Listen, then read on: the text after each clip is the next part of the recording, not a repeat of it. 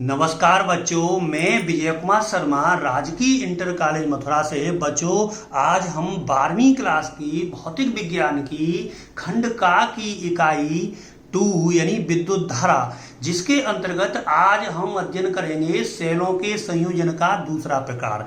यानी जो पहला प्रकार था वो था सीरीज यानी श्रेणी क्रम, और दूसरा प्रकार है वो है सेलों का समांतर क्रम यानी combination of cell in parallel. तो समांतर क्रम में सेलों को किस तरह से जोड़ेंगे ये आज हम जानेंगे। तो चलिए हम चित्र में 3 सेल ले लेते हैं। तो देखिए, एक सेल हमारा हो गया ये एक, और ये हो गया 2, और ये हो गए 3 सेल हैं।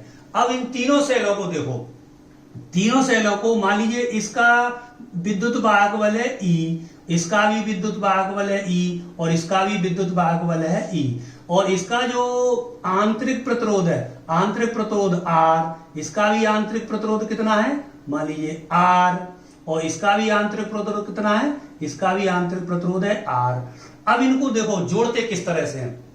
ये इनका धन सिरा है और ये इनका ऋण सिरा है। तो जितने भी हम पैरेलल में जोड़ेंगे तो सभी का धन सिरा एक सिरे से जुड़े, यानी धन पॉजिटिव टर्मिनल एक सिरे से जुड़ा हो। तो इन तीनों का पॉजिटिव टर्मिनल एक से मैं जोड़ता हूं।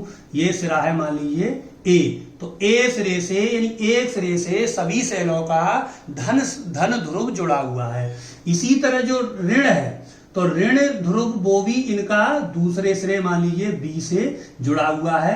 ये है हमारा मान लीजिए बी। तो समांतर क्रम कौन सा होता है, सभी सेलों का धन ध्रुव एक सिरे से जुड़ा हो और ऋण ध्रुव दूसरे सिरे से जुड़ा हो, तीनों का ऋण ध्रुव और जुड़ जुड़ा हो। तो इस प्रकार के क्रम को हम समांतर क्रम कहते हैं। और यहां पर लगा देता हूं मान लीजिए बाह्य प्रतिरोध, और बाह्य प्रतिरोध है हमारा कैपिटल R, और यहां दिखा दें हम मान लीजिए की, और इनको हम परिपथ पूरा कर दें। तो ये जो क्रम है ये हमारा है बच्चों समांतर क्रम यानी पैरेलल ऑफ सेल। तो अब देखो, तो अब इसमें हम मान लीजिए E क्या है हमारा, विद्युत वाहक बल है। आप जानते हैं E है हमारा विद्युत वाहक बल यानी इलेक्ट्रोमोटिव फोर्स ऑफ सेल, विद्युत वाहक बल। और जो स्मॉल r है यानी स्मॉल r है वो है सेल का आंतरिक प्रतिरोध। स्मॉल r है सेल का आंतरिक प्रतिरोध, सेल का internal resistance, internal resistance of a cell, आंतरिक प्रतिरोध। ये है हमारा आंतरिक प्रतिरोध। और कैपिटल R है बाह्य प्रतिरोध, बाह्य प्रतिरोध। ये हो गया बाह्य प्रतिरोध। तो अगर मान लीजिए सेलों की संख्या कितनी है, सेलों की संख्या है हमारी n, तो यहां पर मैं लिखता हूं कुल सेल। यदि मान लीजिए कुल सेलों की संख्या, कुल सेलों की संख्या बराबर कितनी है, n है। तो कुल विद्युत वाहक बल, कुल विद्युत वाहक बल, कुल विद्युत वाहक बल। अब यहां जब ये इस तरह समांतर क्रम में जुड़े हैं तो जो विद्युत वाहक बल होगा तो वो सभी सेलों के लिए एक सा होगा, यानी सभी सेलों के लिए उसकी वैल्यू कितनी होगी, 1 होगी। तो कुल विद्युत वाहक बल कितना मिलेगा हमें, E, कुल विद्युत वाहक बल E। और कुल प्रतिरोध, कुल प्रतिरोध, कुल आंतरिक प्रतिरोध निकालें, कुल आंतरिक प्रतिरोध, कुल आंतरिक प्रतिरोध, कुल आंतरिक प्रतिरोध, इसको कह दूं मैं मान लीजिए R'। तो ये समांतर क्रम में जुड़े हुए हैं, तो समांतर क्रम में जुड़े हैं तो कुल इनका आंतरिक प्रतिरोध निकालें। तो कुल आंतरिक प्रतिरोध जैसे समांतर क्रम का फॉर्मूला जानते हैं प्रतिरोध निकालने का, 1/R' बराबर 1/R plus 1/R plus 1/R, मान लीजिए n तक है। तो 1/R' बराबर एलसीएम आया R, तो ये 3 है तो मान लो 3। अगर n हो तो क्या मिल जाएगा, तो मिल जाएगा हमें n/R।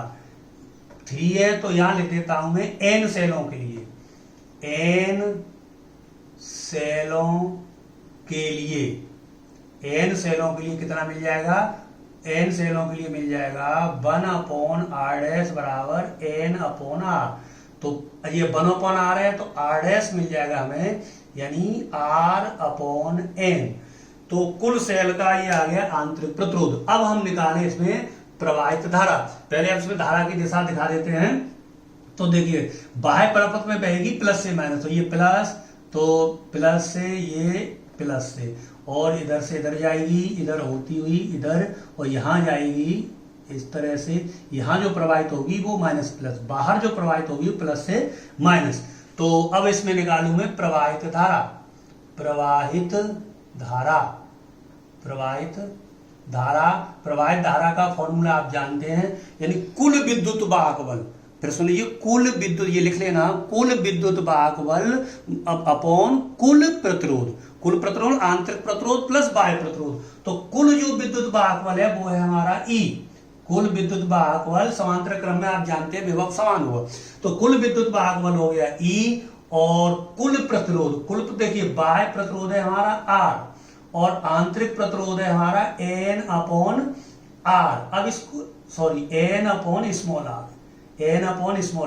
अब इसको थोड़ा और निकालें। प्रवाहित धारा होगी मान लीजिए I बराबर, देखो ये हो गया मान लीजिए E, और इसको अगर हम लें, ये है हमारा R, सॉरी ये गड़बड़ हो गया, तो इसको हम लें, देखिए R कितना है, R/N, ये थोड़ा गलत हो गया, ये लिखेंगे हम, देखो बच्चों R/N।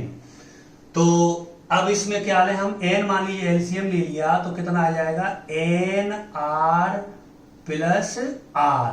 ये ऊपर चला गया तो ये हमें मिल जाएगा NE/NR प्लस स्मॉल r। तो ये हमें जो समांतर क्रम में सेल जुड़े हों उनमें प्रवाहित धारा का सूत्र प्राप्त हो गया। I बराबर NE/N capital R plus small r। इसको नोट कर लीजिए, फिर इसके हम केस स्टडी कर लेते हैं। तो I बराबर हो गया, यानी कुल धारा हमें मिलेगी कितनी, NE/NR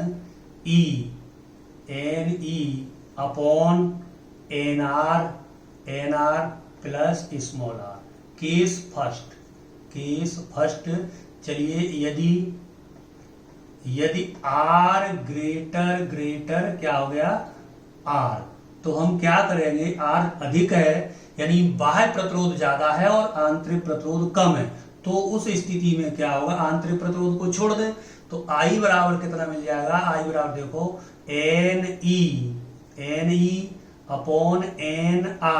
ये हो गया नगण्य मान लिया क्योंकि आंतरिक प्रतिरोध कम है, तो NCN कट गया, कितना मिला E/R। तो देखा कि E/R जो एक सेल से धारा प्राप्त हो रही है वही हमें n सेलों से भी धारा प्राप्त होगी। अर्थात यानी जो समांतर क्रम होता है उसमें अगर बाह्य प्रतिरोध अधिक हो और आंतरिक प्रतिरोध कम हो तो उसमें कोई लाभ प्राप्त नहीं होता है। अब देखिए केस 2, यानी केस 2 क्या है,